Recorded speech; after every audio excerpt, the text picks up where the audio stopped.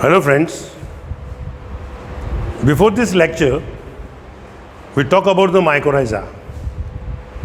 Mycorrhiza was also showing the symbiotic association between the higher roots and fungus. Today we are going to talk about lichen.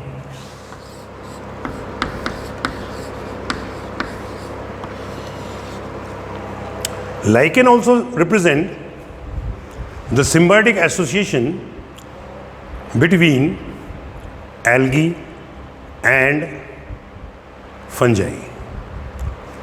That is, in lichen, we have got two different types of species. One is called phycobiont, another one is called mycobiont. Phycology is the study of algae. It means here we have got the algae. And mycology is the study of fungus. It means it is your fungus. Algae and fungus, as they are two different species, and when there is any sort of association between the two different species, we call it as halotism. उसको हम लोग हैलोटिज्म कहते हैं. Lichen में शैवाल और कवक दोनों मिलकर एक सहजीवी संबंध को प्रदर्शित करती हैं. जब दो अलग अलग जातियों के मध्य में सहजीवी संबंध देखने को मिलता है तो हम उसे हैलोटिज्म कहते हैं. अब मैं पूछता हूँ कई बार कि what is the percentage of algae in lichen. Students they think that algae is autotrophic in nature, so naturally it will be more in quantity. जब भी मैं छात्रों से पूछता हूँ कि लाइकेन के अंदर किसकी प्रतिशतता ज़्यादा होगी, तो अक्सर मैंने देखा है कि इसका आंसर लोग शैवाल दे देते हैं, क्योंकि वो समझते हैं कि यार शैवाल भोजन बनाती है, स्वपोषी होती है. लेकिन ऐसा नहीं है. Actually in algae we have got in lichen 5% algae is present and 95% fungus is present. lichen जो है वो हैलोटिज्म को प्रदर्शित कर रही है, जैसा कि मैंने अभी कहा था. अब बात चलेगी कि ये लाइकेन जो होती है वह कितने प्रकार की होती है. तो एक कहलाती है क्रिस्टोज, यानी कि पपड़ी के समान. एक कहलाती है फोलियोज, लीफ के समान, पत्ती के समान. और एक कहलाती है फ्रुक्टिकोज, झाड़ी के समान, लाइक दिस. लाइकेन को हम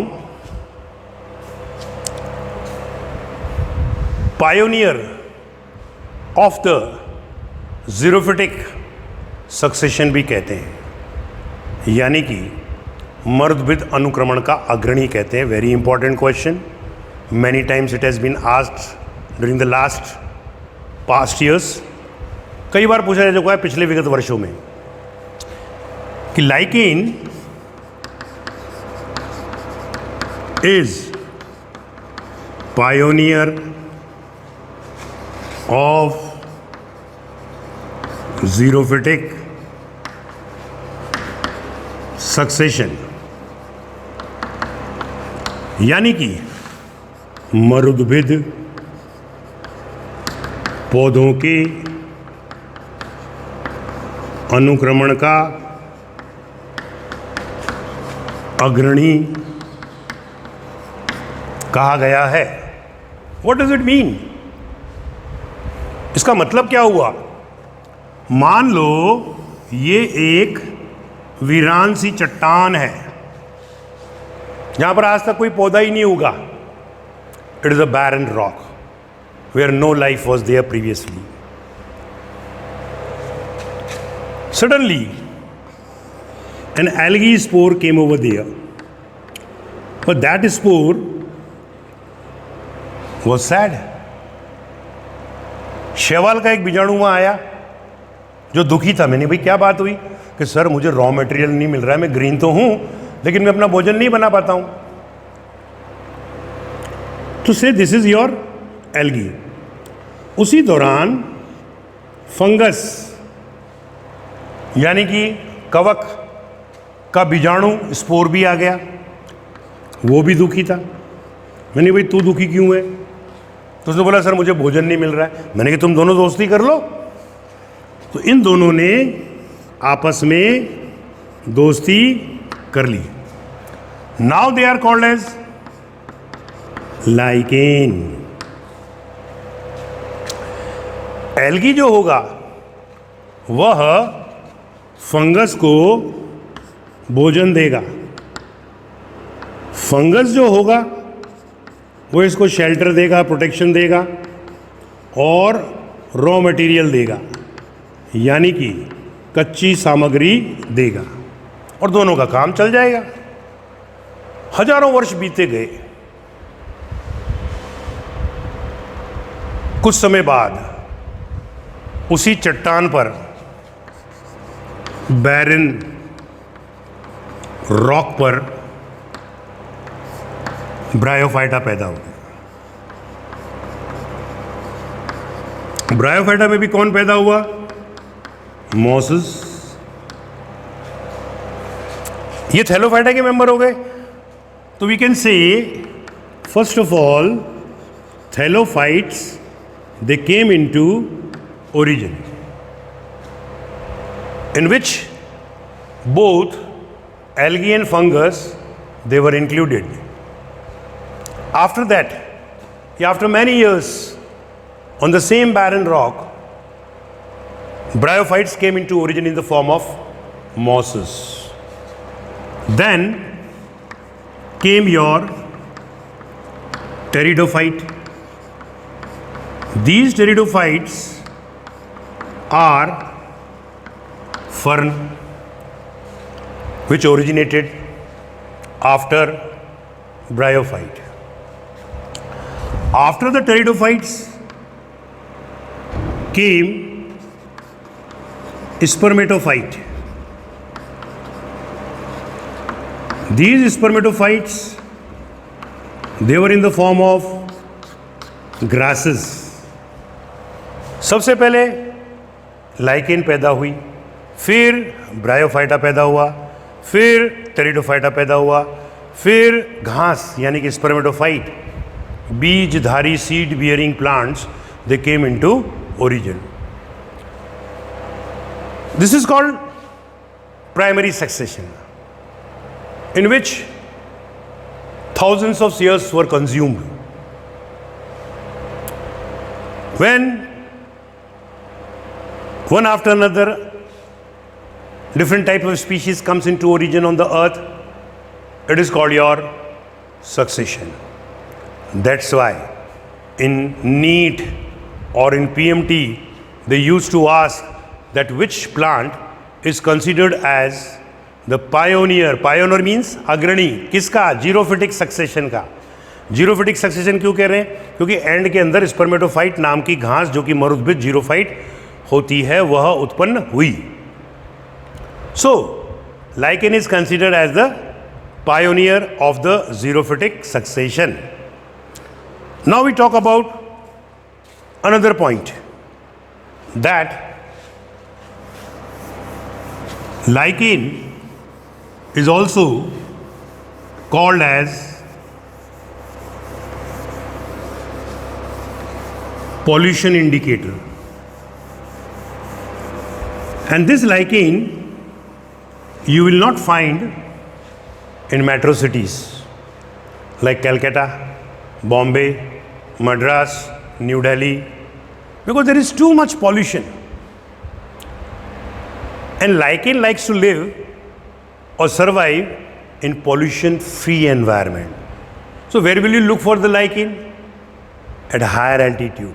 Shimla, Kullu Manali, Mount Abu. There you can find the lichen but not in the polluted city. Now comes that to which gas lichen is more sensitive. So lichen is sensitive to SO2. यह SO2 के प्रति काफ़ी संवेदनशील होती है. कई बार यह question भी आ चुका है. अब what is the significance of the lichen? You see, different types of lichens are there, and I mentioned that algae plus fungus both are involved. Which algae is maximally involved in the formation of the lichen? So its name is Treboxia. Treboxia algae is 80% involved in the formation of lichen. One member is there that is called as Rossella tinctoria.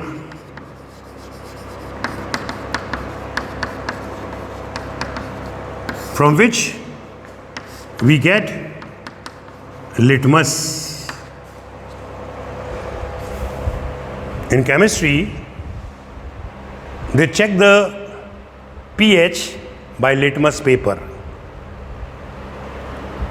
If blue litmus paper turns red, it means the medium is acidic. And if red litmus paper changes into blue litmus paper, then that is your basic medium. So Rossella tinctoria is there. One more member is there that we call it as Usnea. It is responsible for arsenic acid. Sometimes there may be forest fire due to the lichen,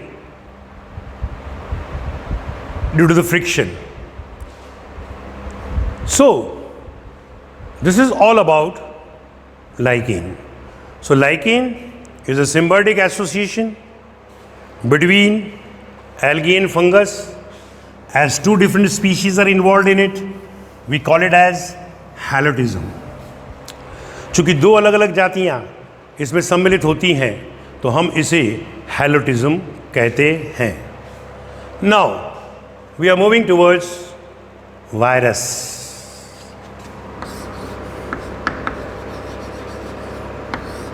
In Latin, virus means poison.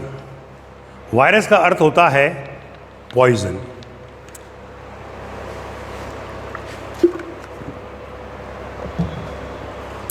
As I have always told you that whenever we talk about the life cycle of any organism, first of all we should mention about the classification.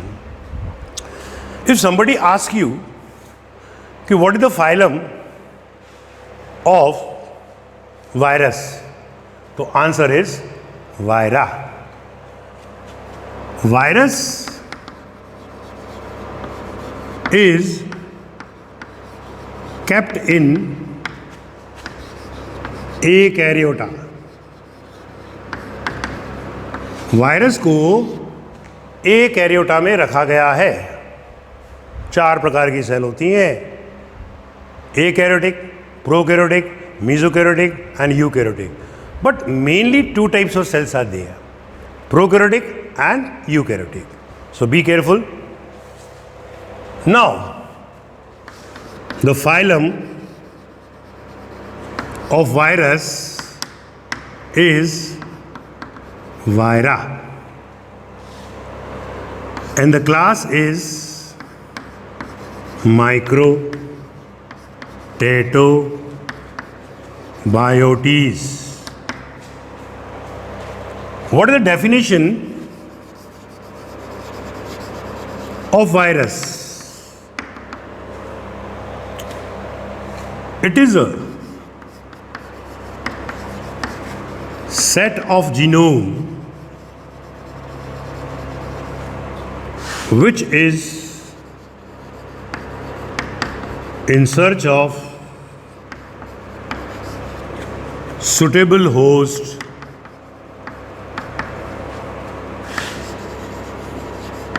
for DNA replication.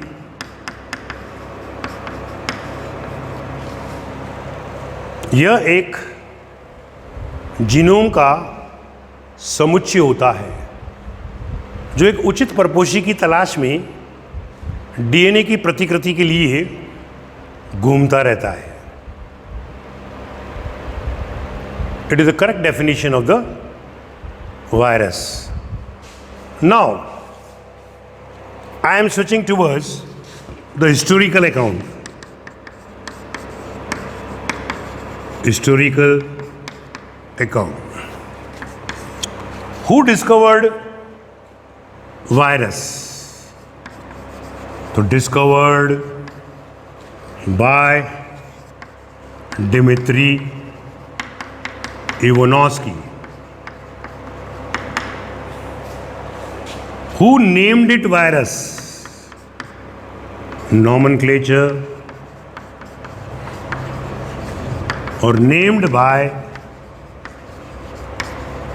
Pasteur. Pasture ने virus शब्द दिया था. Virus का अर्थ क्या है? Poison. Poison को बोलते हैं हम लोग विष. एंड्रयू वुल्फ नाम का एक व्यक्ति था, उससे किसी ने पूछा कि व्हाट इज वायरस, कि वायरस क्या है? तो उसने लैटिन भाषा में जवाब दिया कि वायरस इज वायरस, कि वायरस एक विष है. तो वायरस का अर्थ क्या हुआ? Poison. Now third point, crystallization was done by Stanley. क्रिस्टलीकरण वायरस का किसने किया था सर्वप्रथम? स्टैनली ने. इसको हम शक्कर के दानों की तरह हाथ में ले सकते हैं इस प्रकार से. क्रिस्टल, क्योंकि शरीर के बाहर तो ये मृत होता है. One person is there, M.W. Beijerinck. उन्होंने वायरस के संदर्भ में एक स्टेटमेंट दिया. Contagium vivum fluidum. What's the meaning of it? In English, it is your Latin language, Cottigium vivum fluidum. इसका हिंदी में क्या अर्थ होता है? हिंदी में इसका अर्थ होता है कि संक्रमित द्रव से संक्रमण होता है. Infected fluid causes infection. हम गंदा पानी पिएंगे, इन्फेक्टेड है वो, तो हमारे अंदर इन्फेक्शन हो जाएगा. फिर बंदा आया एक जिसका नाम है मेयर. मेयर ने तंबाकू में मोज़ेक डिसीज बताई. तंबाकू में क्या बताई? मोज़ेक रोग बताया. अब बात चलेगी कि हमारा जो वायरस है उसकी स्ट्रक्चर क्या है. That we are going to discuss. So now I am going to talk about the structure of virus, यानी कि विषाणु की संरचना के बारे में हम लोग बात करने जा रहे हैं. वायरस जो होता है उसको यदि आप देखेंगे तो ये इस प्रकार की स्ट्रक्चर होती है. क्वेश्चन ये आया था कि वायरस के सबसे भारी आवरण को क्या कहते हैं? What is the name given to the outermost covering of the virus? तो ये हमारे पास में सबसे बाहर वाली कवरिंग में बना रहा हूं.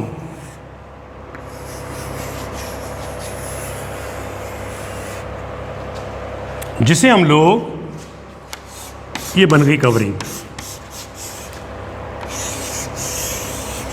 जिसे हम लोग एनवलप कहेंगे। हिंदी में इसे आवरण कहेंगे। इसमें कार्बोहाइड्रेट भी होता है, प्रोटीन भी होता है और फैट भी देखने को मिलती है। आ चुका है क्वेश्चन पीएमटी के अंदर कि वायरस का सबसे भारी आवरण क्या कहलाता है, तो answer is your envelope. Below it, उसके नीचे हमारे पास में ये प्रोटीन का आवरण होता है, प्रोटीन कोट होता है। इस प्रोटीन कोट को हम लोग कैप्सिड कहते हैं। ये कैप्सिड जो होता है, यह ऐसे छोटी छोटी उप इकाइयों से बना होता है। एनवलप के अंदर जो सब यूनिट होती है उसको पैप्लोमियर कहते हैं, जबकि कैप्सिड के अंदर जो सब यूनिट होती है उसको कैप्सोमियर कहते हैं। प्रत्येक वायरस के कैप्सिड में कैप्सोमियर की संख्या निश्चित होती है। Every virus has got the fixed number of capsomere in its capsid. So we talk about tobacco mosaic virus. In tobacco mosaic virus, the number of capsomere is your 2130. Many other viruses are there. 5 into 174 is there, M13 is there, pox virus is there, smallpox virus is there. All of them, they have got the variable number of capsomere. Now the question arises कि capsomere is made up of what. अब question ये पैदा होता है कि ये capsomere जो होता है वो किसका बना होगा। सीधी सी बात है, ये प्रोटीन का बना हुआ है और प्रोटीन किसका बना होता है, अमीनो एसिड का। तो ये अमीनो एसिड का बना हुआ होता है। कितने अमीनो एसिड होते हैं, 3 से 12, बात खत्म। What is the function of the capsid here? It is responsible to protect the inner contents of the virus. यह विषाणु के आंतरिक अवयवों को सुरक्षा प्रदान करने के लिए उत्तरदायी होता है। कैप्सोमियर की संख्या यदि आपको ज्ञात करनी है, नंबर, तो एक सूत्र होता है 10 into n-1 whole square plus 2, where n is equal to number of capsomere on the one edge, जहां पर एक सतह पर कैप्सोमियर की संख्या जो उपस्थित होती है उसकी संख्या को निरूपित करती है n। जैसे कि यहाँ 1 2 3 4 5 6 कैप्सोमियर मिल रहे हैं, जो कि एडिनो वायरस में मिलते हैं। Then total number of capsomere in adenovirus will be what?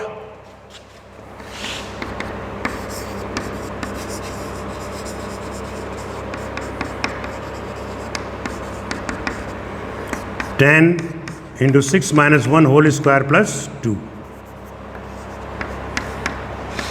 So 6 minus 1 5, 5 5s are 25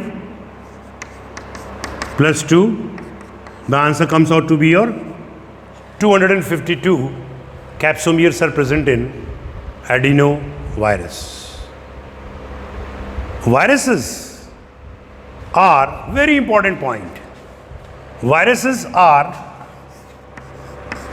intracellular, obligate parasite. Virus कैसे होते हैं? अंतःकोशिक अविकल्पी परजीवी। What does it mean? कि अगर कोई वायरस है और किसी होस्ट में वो इन्फेक्शन कर रहा है, संक्रमण कर रहा है, तो उसी में करेगा। जैसे कि एड्स का वायरस है। अब एड्स का वायरस किस में संक्रमण करता है? मानव में करता है। कभी नहीं सुना होगा बकरी को एड्स हो गया कि बंदर को एड्स हो गया। अभी अपना कोरोना वायरस चल रहा है, ये मानव में ज़्यादा इन्फेक्शन कर रहा है, ये मानव में ही इन्फेक्शन कर रहा है। तो we can say that virus shows host specificity, कि ये लोग जो है परपोषी विशिष्टता उत्पन्न करते हैं। यानी कि एक पर्टिकुलर वायरस एक पर्टिकुलर होस्ट के अंदर ही संक्रमण करेगा। मैंने वायरस को पूछा, भाई ऐसा क्या कारण है कि तो एक पर्टिकुलर होस्ट में ही संक्रमण करता है? तो इसने बोला, sir it is because of the capsid. Host specificity due to capsid के कारण। मैंने कहा अच्छा एक बात बता, अगर तेरा ये कैप्सिड में हटा दूं तो फिर क्या होगा? कि सर मैं फिर किसी में भी संक्रमण कर दूंगा। I will be able to infect then anyone because my host specificity will be lost, क्योंकि मेरी परपोषी विशिष्टता जो है समाप्त हो जाएगी। मैंने कहा okay, here we have got a collar and then we have got a rings here neck region में। ये तो इसका हो गया हेड, ये कॉलर हो गया। Now here we have got a neck region. इन neck region rings are present.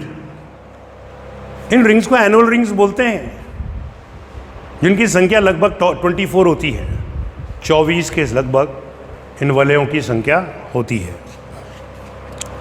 अब नीचे की तरफ हम यदि देखें तो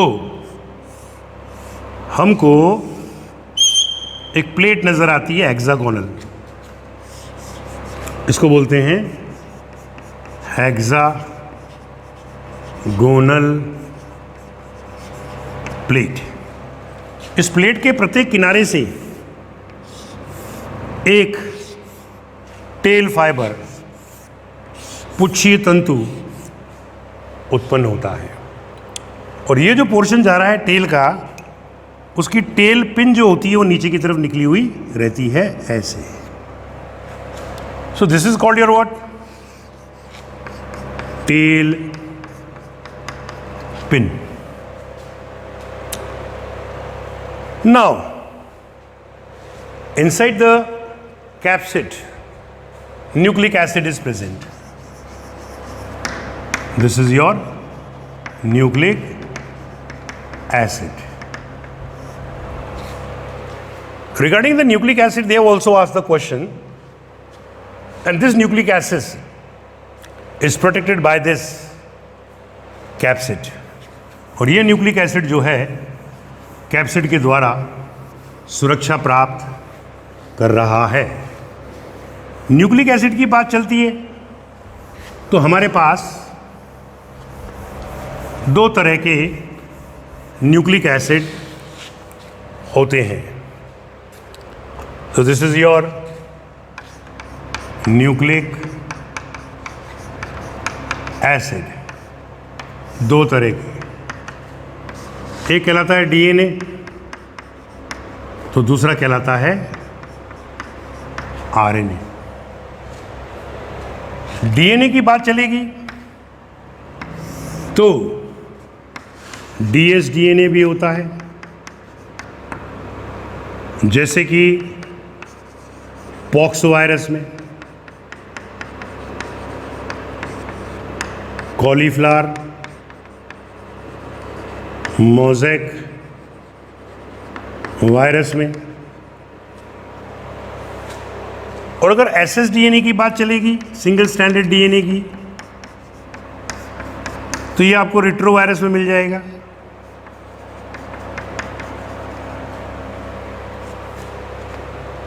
ssDNA will not be here.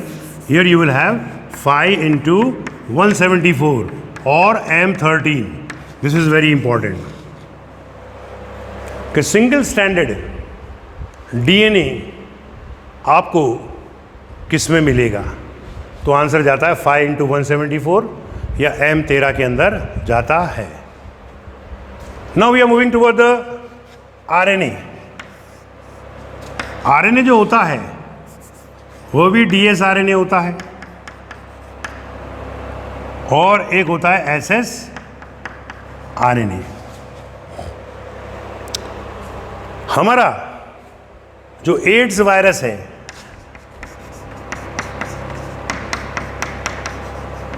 उसके अंदर 2 copies of ssRNA is visible. जैसे आजकल आप देख रहे हैं कोरोना वायरस इस तरीके का बता रहे हैं, तो ऐसा ही एड्स वायरस होता है जिसमें एक आरएनए ये रहा और एक आरएनए ये रहा. जबकि पॉक्स वायरस, ये रिट्रो वायरस के अंदर, रिट्रो वायरस में या वुंड ट्यूमर वायरस में डबल स्टैंडर्ड डीएस आरएनए मिलता है. अच्छे क्वेश्चन बनते हैं इसमें से. जो मेरा अनुभव है वो यहाँ से बना है आज तक कि ssDNA कौन से वायरस में मिलता है, और दूसरा क्वेश्चन ये बना है कि एड्स वायरस में कौन होता है ssRNA. मगर ssRNA जो होते हैं उनकी 2 कॉपीज होती हैं, एक और ये 2. Okay, now we have got it virus of 2 types, animal virus and number 2 plant virus. Animal virus में डीएनए होगा या आरएनए होगा, लेकिन डीएनए प्लस आरएनए दोनों कभी भी साथ साथ नहीं होंगे. Point to be noted. Plant virus के अंदर ओनली आरएनए इज प्रेजेंट. हम लोगों में तो जेनेटिक मटेरियल जो होता है वो डीएनए होता है, आरएनए नहीं होता है. प्लांट वायरस जो होता है उसके अंदर केवल आरएनए होता है. So we can say that it act like a genetic material. Genetic material in plant virus.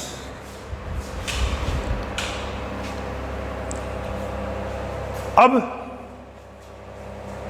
बात चलेगी कि वायरस को हम लिविंग और नॉन लिविंग के बीच की कनेक्टिंग लिंक कहते हैं.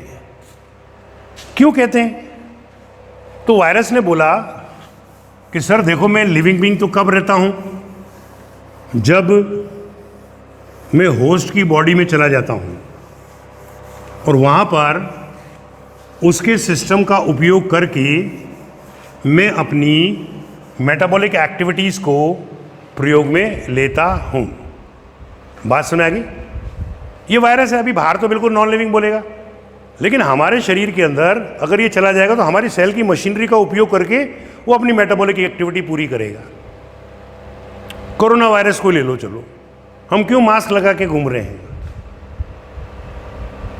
ताकि वो नाक के थ्रू या हमारे मुंह के थ्रू हमारे शरीर में प्रविष्ट न कर सके, इसलिए हम लोग मास्क लगा रहे हैं.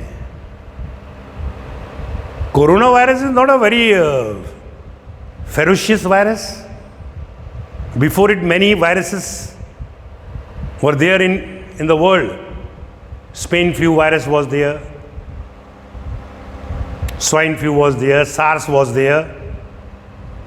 But this time, this coronavirus has proved to be very ferocious. Because the people were not aware of this thing, so they never took the proper care, and because of that, many lives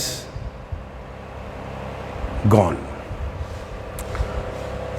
So हम लोग बात कर रहे थे कि virus को हम लोग कनेक्टिंग,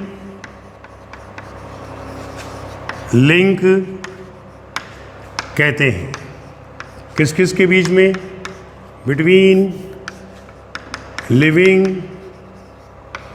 एंड नॉन लिविंग.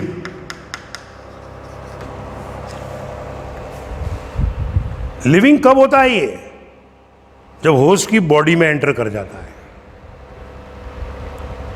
तो मैंने कि तू बाहर क्यों नहीं लिविंग रहता है, वायरस को पूछा. उसने बोला sir I don't have my own system, I lack functional autonomy. Virus ने कहा कि मेरे अंदर स्वायत्त प्रकार्यता का अभाव होता है, क्योंकि मेरे पास में कोई सिस्टम नहीं होता है. मैं तो एक डब्बा हूं, इसलिए तो मेरे को एक एरियोटा में रखा है इन लोगों ने. अब बात चलेगी कि इसको नॉन लिविंग क्यों कहते हैं. तो वायरस ने बोला कि सर आप मेरे को शरीर से बाहर निकालो, मेरे अंदर कोई सिस्टम नहीं मिलेगा. I will not show any sort of metabolism, and you can see it in the form of crystals also. And those crystals were first of all obtained by Stanley. Stanley ने सबसे पहले वो बनाया था. आ गया. अब बात चलेगी कि वायरस जो होता है वह कैसे रिप्रोडक्शन करता है. तो 2 types of reproduction are there. Reproduction.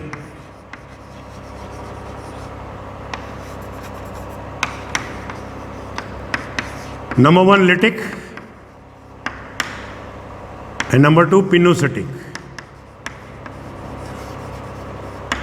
Lytic type of reproduction I have already explained you in the bacteria, where the genetic material of one bacteria would transfer from one bacteria to another by the help of virus. That was called as transduction.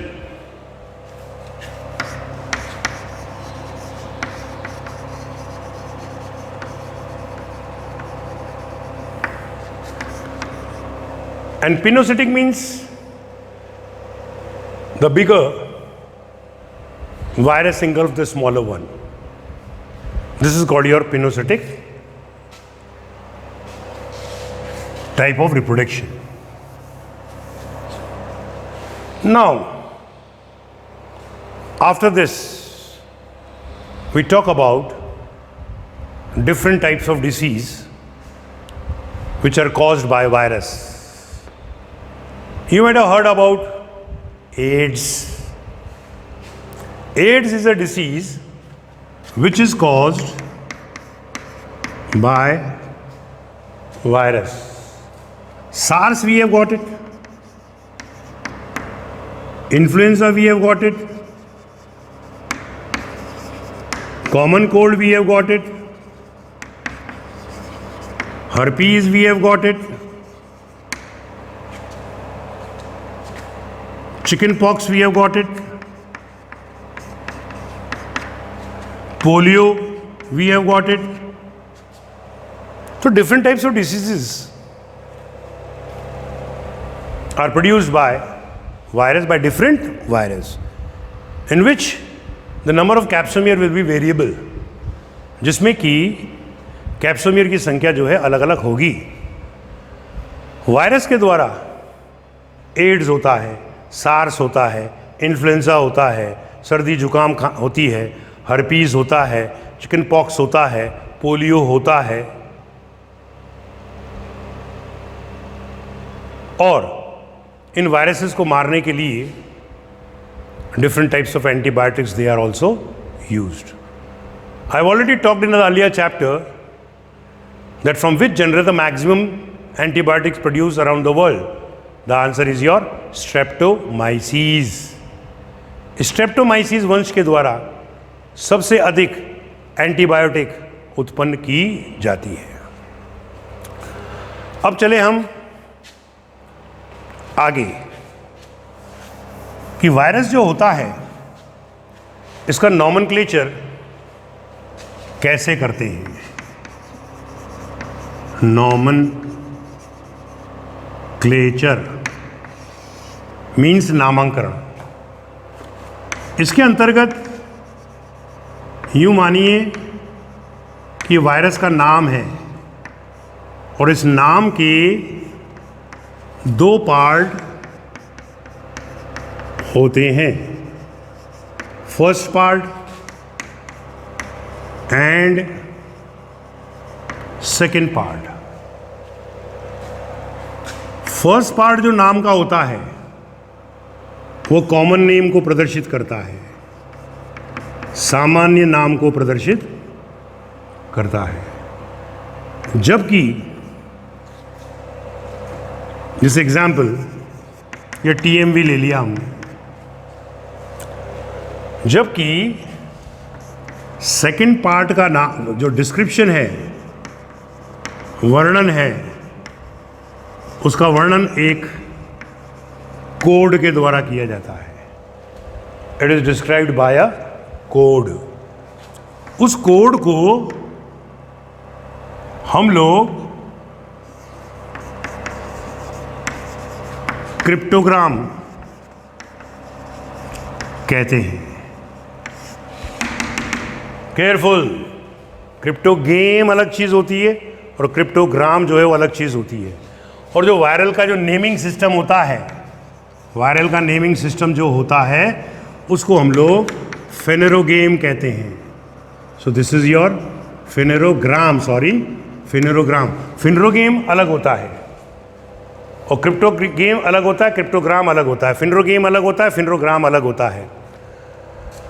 अब TMV का मुझे cryptogram बताना है तो उसको मैं R2ES/15EA से प्रदर्शित करूंगा। क्वेश्चन बन गया कि वायरस के एक क्रिप्टोग्राम के द्वारा कितनी इंफॉर्मेशन प्राप्त होती हैं। तो 8 हो गई, 4 ऊपर और 4 नीचे। यहां पर R का मतलब क्या है? RNA। 1 का मतलब क्या है? Single standard RNA। 2 का मतलब क्या है? 2 लाख मॉलिक्यूलर वेट। 5 का मतलब 5% RNA। E का मतलब क्या है? Elongated shape, elongated nucleic acid. S का मतलब हो गया स्पर्मेटोफाइट, यानी कि बीजधारी पौधों के अंदर यह संक्रमण करता है। और यह संक्रमण किसके द्वारा होता है? By air. तो ये A फॉर एयर हो गया।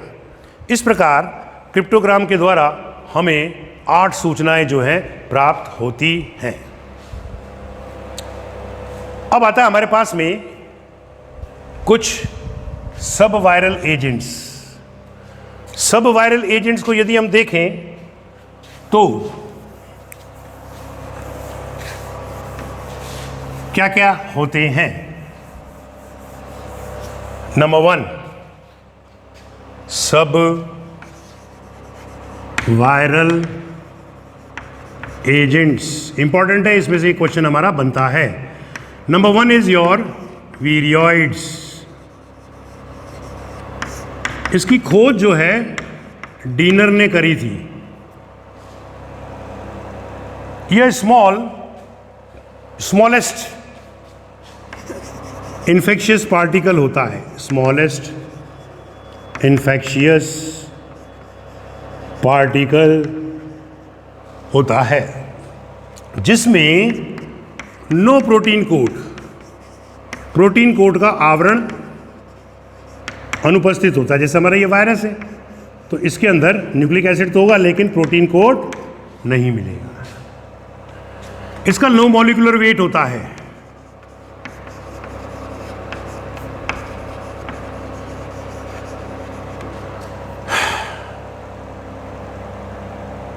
इसके द्वारा जो रोग होते हैं, वो डिसीज जो होती है, that is your PSTD, that we call it as potato spindle tuber disease. ये हमारी NCERT में दे रखा है। एक और होता है क्राइजेंथीमम स्टंट, एक होता है सिट्रस ऑक्सिटिस, और एक होता है कैडेंग ऑफ कोकोनट। बहुत सारी बीमारियां होती है, मगर हमारी एनसीईआरटी के अंदर पीएसटीडी को मेंशन कर रखा है। थोड़ी सी बात और, नंबर 2, वीरूसॉइड। वीरूसॉइड क्या होते हैं? इसकी खोज जो थी वह एल्पर ने करी थी, और यह एसएसआरएनए पार्टिकल होते हैं जो किसी वायरस की बॉडी के अंदर आपको देखने को मिल सकते हैं। तो मैं तो इसके लिए एक वर्ड यूज कर सकता हूं, virus within the virus. ये कोई बीमारी पैदा नहीं करते हैं, no infection is caused. Number 3, prion. ये इसकी खोज तो करी थी रैंडल ने, बाय रैंडल, और इसकी खोज करी थी बाय एल्पर। ये इसकी खोज जो थी वो एल्पर ने करी थी। ये स्मॉल इन्फेक्शियस प्रोटीन पार्टिकल होता है, प्रोटीन इन्फेक्शियस पार्टिकल, यानी प्रोटीन का बना हुआ संक्रामक कण होता है। इसके द्वारा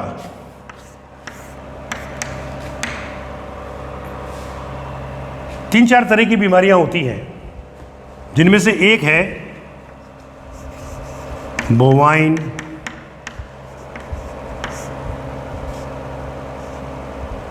प्लूरो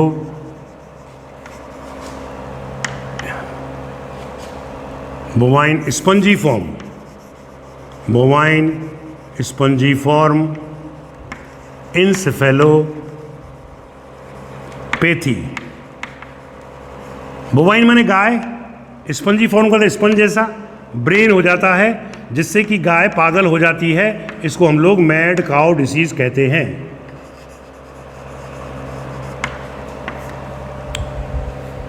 एक बीमारी होती है कुरू डिसीज।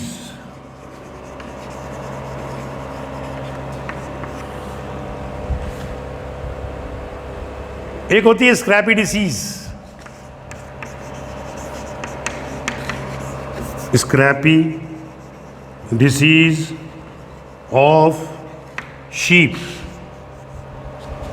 और एक होती है क्रुट्सफेल्ट डिसीज।